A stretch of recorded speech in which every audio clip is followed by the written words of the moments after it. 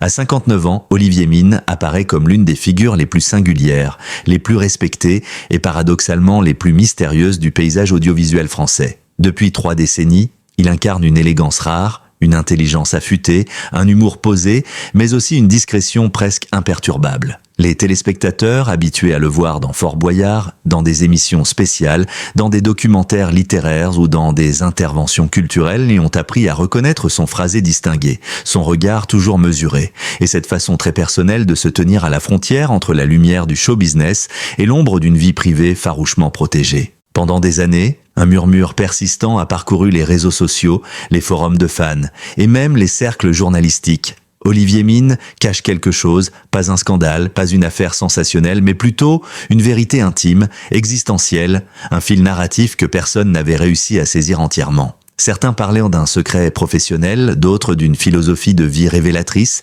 d'autres encore d'une blessure ancienne jamais dévoilée. Peu à peu, une curiosité collective s'est formée. Une curiosité respectueuse, certes, mais réelle. Qu'est-ce qui fait d'Olivier Mine un homme si différent, si réservé, si profondément conscient de chaque mot qu'il prononce?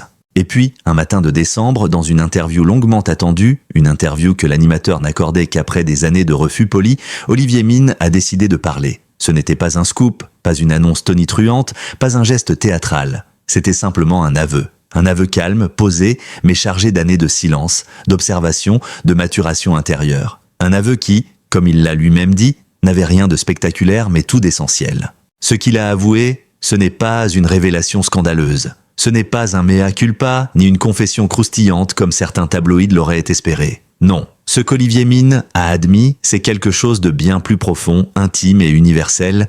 Il s'est longtemps caché derrière une image, derrière une maîtrise parfaite de lui-même, pour ne jamais laisser transparaître la moindre faille, la moindre vulnérabilité, et aujourd'hui, à 59 ans, il reconnaît qu'il n'a plus envie de jouer ce rôle. Pour comprendre cet aveu, il faut revenir à l'origine de son parcours, à son enfance partagée entre la Belgique et la France. Olivier Mine a grandi entre 2 identités culturelles, 2 langues, 2 atmosphères, qui lui ont inculqué très tôt une conscience des apparences, de la perception des autres et du poids du regard social. Il a souvent évoqué, sans jamais s'y attarder, cette sensation étrange d'être entre 2 mondes, ni totalement belge, ni totalement français, ni totalement extraverti, ni totalement réservé, ni totalement dans la lumière, ni totalement dans l'ombre. Cette position intermédiaire a façonné sa personnalité, mais aussi sa compréhension du milieu artistique. Un monde où l'on doit souvent choisir une étiquette, un rôle, une case dans laquelle se fondre. Mais Olivier n'a jamais vraiment voulu entrer dans une case. Et c'est là que commence le paradoxe Mine. Un homme destiné à devenir une star de télévision, mais que tout, absolument tout, poussait à la discrétion.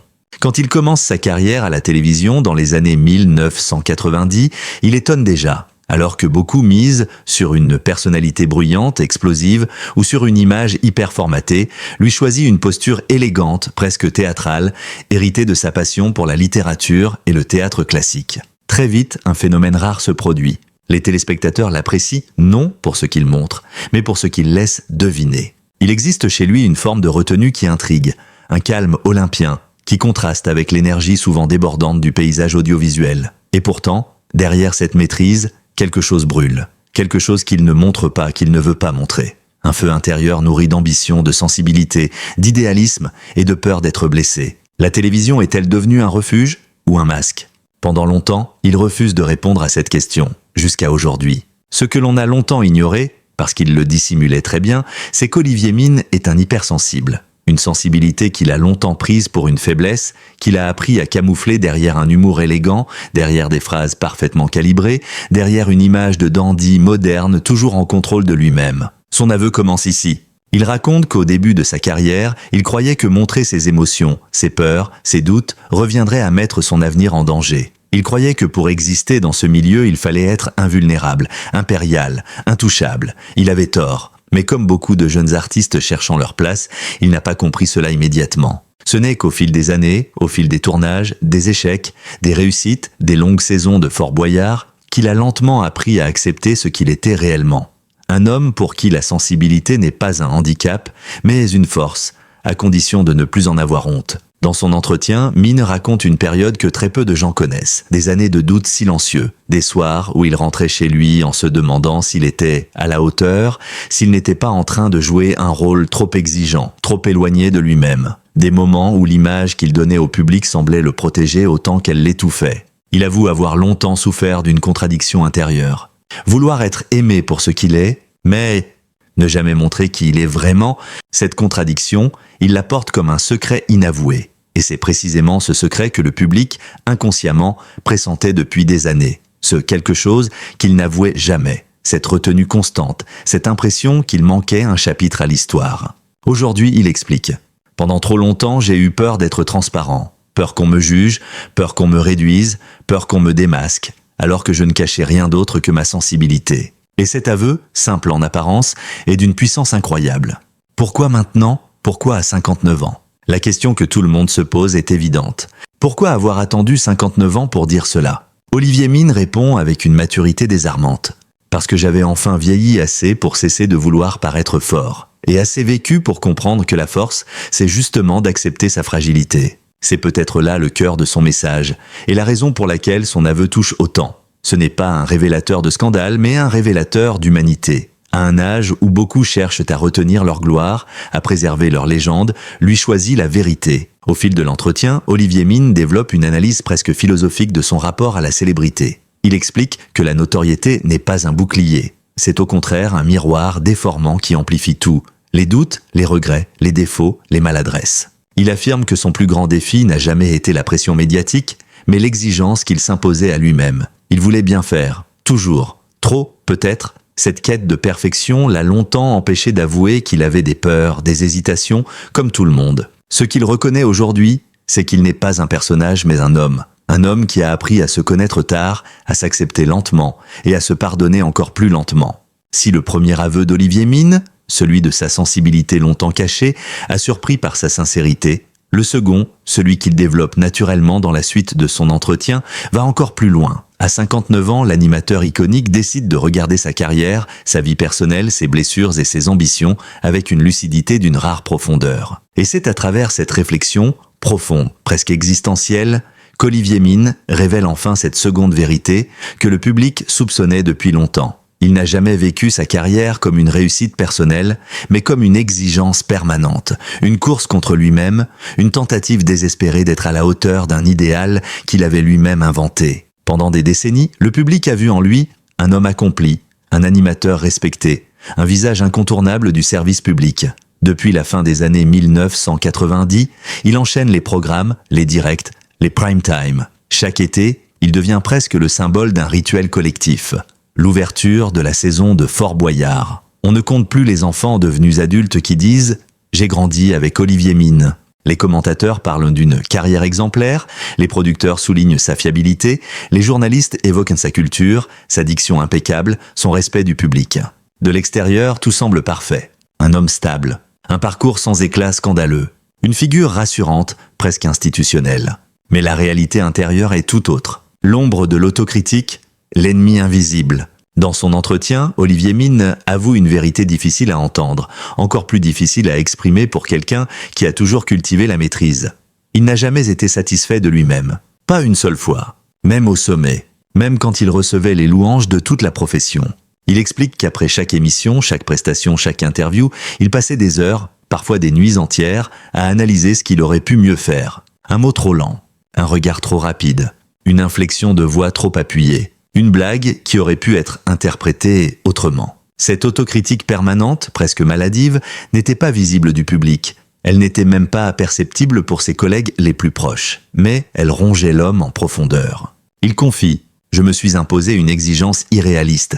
Je ne me permettais aucune erreur. Et plus j'étais reconnu, plus j'avais peur de tomber. Je vivais avec la sensation d'être constamment en équilibre sur un fil. » Cette image du funambule est puissante. Elle révèle ce que beaucoup pressentaient. Derrière son élégance naturelle se cachait une tension permanente, un perfectionnisme qui n'avait rien d'un choix, mais tout d'une prison. Pour la première fois, Olivier Min décrit ce que l'on ne voit jamais, la solitude des coulisses.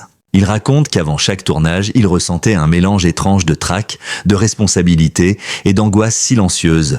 Sur le plateau, il souriait, il incarnait l'assurance, la bienveillance, l'équilibre, mais dès que les caméras s'éteignaient, il lui arrivait de s'isoler quelques minutes, respirant profondément pour redescendre et retrouver un semblant de normalité. Beaucoup de téléspectateurs pensaient qu'il adorait se mettre en avant. Lui-même brise ce mythe. Je ne suis pas un homme de lumière, j'ai appris à vivre sous les projecteurs, mais ce n'était pas naturel. Ce besoin de solitude, cette manière de se ressourcer loin du bruit, loin de l'admiration, loin du jugement, n'est pas un caprice. C'est une nécessité vitale. Une façon de survivre dans un univers où tout est surexposé, amplifié, scruté. Et pour la première fois, il avoue que cette solitude n'était pas seulement un refuge, mais aussi un rappel constant de l'écart entre l'homme et l'image. Une tension qui, pendant des années, l'a empêché de se sentir pleinement lui-même. L'une des révélations les plus frappantes de ce chapitre concerne le personnage Olivier Mine. Un double médiatique façonné par l'attente du public, les codes de la télévision, sa propre peur de décevoir. Ce personnage, il l'a créé inconsciemment. Un personnage élégant, cultivé, contrôlé, presque aristocratique dans sa façon de s'exprimer. Mais avec le temps, ce rôle est devenu envahissant. Il ne lui appartenait plus. Il était une entité autonome, une version idéalisée de lui-même. Il explique. J'avais construit un Olivier pour la télévision. Un Olivier qui ne tremble pas, qui ne doute pas, qui ne montre rien. Et j'ai fini par croire que c'était moi. Or, ce n'était qu'une façade. Cette façade l'a protégé, mais elle l'a aussi enfermé. Elle a mis de la distance entre lui et les autres, entre lui et ses propres émotions, entre lui et sa capacité à se révéler. Le public avait perçu ce décalage, instinctivement. Les fans disaient « il cache quelque chose ». Ils avaient raison, mais ce qu'il cachait n'était pas une histoire secrète. C'était une lutte intérieure. À 59 ans, Olivier Mine regarde en arrière avec une lucidité nouvelle. Le temps, qu'il a longtemps tenté d'ignorer, s'est imposé comme une vérité inévitable. Il raconte que, pendant des années, il a vécu en accéléré, enchaînant les projets pour ne jamais s'arrêter, pour ne jamais penser, pour ne jamais se confronter à sa propre fragilité. Avec le recul, il admet « J'ai passé ma vie à courir après quelque chose, mais je ne savais pas après quoi ». La notoriété, dit-il, crée une illusion de permanence. On croit que les projecteurs ne s'éteindront jamais, que la carrière ne faiblira pas, que le public sera toujours là. Mais ce n'est qu'une illusion. Le temps rattrape tout le monde, même ceux qui semblent figés dans la mémoire collective. Et c'est ce face-à-face avec le temps qui, aujourd'hui, lui permet de comprendre que la véritable réussite n'était pas dans le nombre d'émissions, de téléspectateurs ou de saisons, mais dans la capacité à se connaître, à s'accepter et à se montrer enfin sans armure. Le silence comme stratégie et comme blessure. Olivier Mine revient longuement sur son rapport au silence. Un silence que beaucoup interprétaient comme de la pudeur, d'autres comme du mystère, certains même comme une stratégie médiatique. En réalité, ce silence était une forme de protection, un moyen de survivre dans un monde où la parole peut être déformée, amplifiée, trahie. Mais ce silence a eu un coût, il l'a isolé, il l'a empêché de se livrer. Il a renforcé l'idée qu'il avait quelque chose à cacher. Ce que le public soupçonnait, c'était cette retenue permanente, ce fossé invisible entre l'animateur et l'homme. Et aujourd'hui, il admet que ce fossé, il l'a creusé lui-même, par peur du jugement, par peur de ne pas être assez, par peur d'être blessé. L'aveu central, je me suis longtemps menti à moi-même. La phrase la plus bouleversante de ce second chapitre survient presque par accident, comme un murmure qui échappe malgré lui. Le mensonge n'était pas envers les autres, il était envers moi-même. Je me suis longtemps menti à moi-même. Cette confession résume tout. Il ne s'agit pas d'un mensonge factuel, pas d'une dissimulation d'événements. Il s'agit d'un mensonge intime. Ne pas reconnaître ce qu'il ressentait réellement. Ne pas accepter ses limites, ne pas écouter sa fragilité. Pendant des années, il s'est convaincu qu'il devait être parfait, fort, irréprochable. Mais la vérité, c'est qu'il était humain, et qu'il se refusait ce droit fondamental. Finalement, ce que le public soupçonnait depuis toujours, ce n'est pas un secret caché, mais une réalité que lui-même refusait de voir. Olivier Mine n'est pas un homme parfait. Il ne l'a jamais été, et il n'a plus envie de prétendre qu'il l'est. Cet aveu d'une humilité rare bouleverse profondément l'image que l'on se faisait de lui, non pas en la détruisant, mais en la rendant plus humaine, plus authentique, plus touchante. Il ne s'agit pas d'une faiblesse avouée, mais d'une force retrouvée. Un tournant existentiel, un moment où l'homme décide de se révéler dans sa totalité, sans artifice, sans distance, sans la carapace qu'il a mis presque 6 décennies à construire. À présent, il admet ce que beaucoup soupçonnèrent depuis longtemps. Il n'a jamais réellement vécu pour lui-même. Pendant 30 ans, il a vécu pour la télévision, pour le public, pour la perfection, pour l'image. Et aujourd'hui, il veut enfin vivre en tant qu'homme et non plus en tant que symbole. Cet aveu n'est pas une rupture avec le passé, c'est une libération. Le moment clé, je me suis oublié en chemin. Ce chapitre s'ouvre sur une phrase bouleversante, prononcée avec une simplicité presque désarmante. En voulant être parfait pour les autres, je me suis oublié en chemin. Cette phrase résonne comme un cri silencieux, retenu pendant trop longtemps. Elle explique tout. Ses silences, sa retenue, sa distance, sa pudeur extrême, ce mystère qui l'entourait depuis si longtemps. Olivier Mine avoue qu'il n'avait jamais pris le temps de se demander ce qu'il voulait réellement. Il s'était laissé porter par les attentes, les obligations, les responsabilités, les traditions du métier. Il avançait encore et toujours, sans jamais s'arrêter, sans jamais réfléchir à l'homme derrière le personnage. Pendant des années, il s'est convaincu que son bonheur se mesurerait au nombre d'émissions, de reconnaissance, de succès. Mais à 59 ans, il réalise que la véritable question était ailleurs. Qui est-il vraiment en dehors des caméras? Dans ce chapitre, Olivier Mine s'attarde sur l'un des thèmes les plus sensibles de sa trajectoire, son identité publique. Il n'a jamais cherché la célébrité. Il n'a jamais rêvé d'être un visage. Il voulait simplement travailler, apprendre, évoluer, contribuer au monde de la culture et du divertissement. Mais à force d'être visible, il est devenu un symbole stable, rassurant, presque immuable. La télévision, avoue-t-il, l'a aidé à se construire, mais elle l'a aussi empêché de se découvrir. Il explique.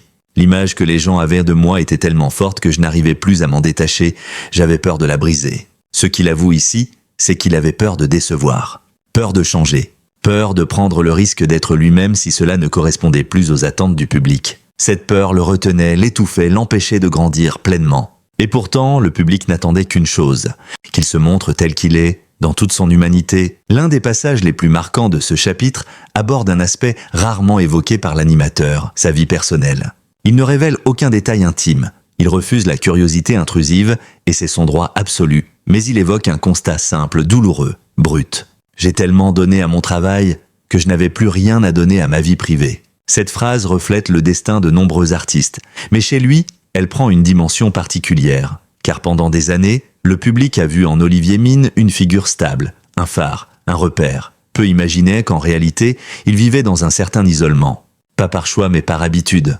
Pas par désamour, mais par manque de temps et d'espace pour lui-même. Pas par retrait social, mais par épuisement émotionnel. Il explique que chaque été, alors que Fort Boyard rythmait la France, sa propre vie semblait entrer en pause. Il existait à travers les émissions, mais pas toujours en dehors. Il avoue même qu'il a longtemps confondu être indispensable avec être aimé. Une confusion dangereuse qu'il a retenue dans un schéma où le travail était sa seule source de reconnaissance, son seul refuge. À 59 ans, un déclic se produit. Un déclic qui n'a rien d'un événement spectaculaire. Ce n'est pas une chute, un drame, un scandale ou une crise. C'est un éclair de lucidité, une prise de conscience tardive mais fulgurante. Je n'ai plus envie de me battre contre moi-même. Je veux enfin vivre en accord avec l'homme que je suis, pas avec l'homme que je pensais devoir être. C'est ici que la troisième vérité émerge. Olivier Mine reconnaît qu'il avait peur d'être lui-même, et qu'aujourd'hui, cette peur n'a plus de place dans sa vie. Cette libération psychologique transforme tout. Elle lui permet enfin de se regarder avec douceur, avec indulgence, avec maturité. Il n'est plus dans la lutte, mais dans l'acceptation. Il n'est plus dans le contrôle, mais dans la vérité. Il n'est plus dans l'apparence, mais dans l'essence. Pour la première fois depuis qu'il est adulte, Olivier Mine décide de ralentir. Un mot simple, mais révolutionnaire pour quelqu'un qui n'a jamais arrêté. Il avoue qu'une grande partie de sa vie a été dictée par une course effrénée. La course à la productivité, la course à la perfection, la course au public, la course à la protection de son image. Aujourd'hui, il veut autre chose, prendre le temps, lire davantage, écrire, se consacrer au projet qu'il aime vraiment, protéger ses relations humaines, vivre pour lui et non plus pour les attentes extérieures. Cette décision est radicale mais profondément apaisée. Elle marque le début d'une nouvelle vie, pas une retraite, mais une renaissance. Il dit « À 59 ans, j'ai découvert que la liberté n'est pas dans l'exposition, mais dans l'authenticité.